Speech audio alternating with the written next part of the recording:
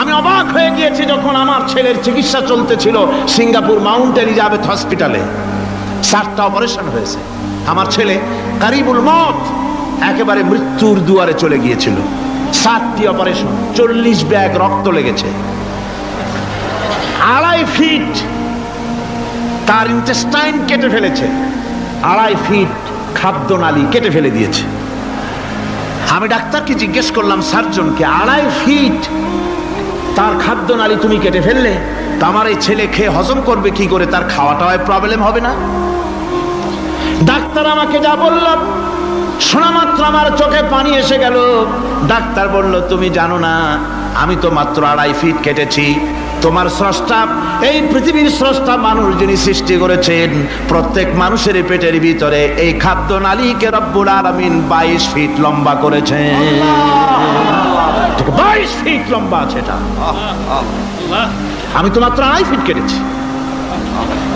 কোন প্রয়োজনে যদি কাটতে কাটতে আরো কাটা হয়, 10 ফিটও কাটা হয়, কষ্ট হবে না। সুবহানাল্লাহ। ডাক্তাররা বলেছেন যে মানুষের শরীরের সবকিছু চিন্তা করে গবেষণা করে বহুত কিছু বুঝেছি, কিন্তু হাতটা এরকম পাঞ্চিং কেন করে এই জিনিস আজও পর্যন্ত আমাদের মাথায় ঢোকে নাই। সুবহানাল্লাহ।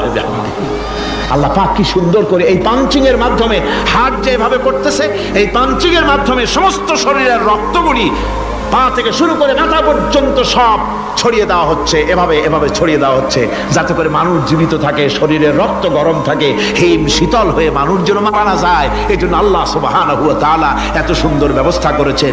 এক সময় আঘাত পেয়ে অনেকগুলি রক্ত যদি পড়ে যায়, মানুষ রক্ত শূন্যতায় মরবে না, আবার খানিকটা রক্ত রিজার্ভ থাকে।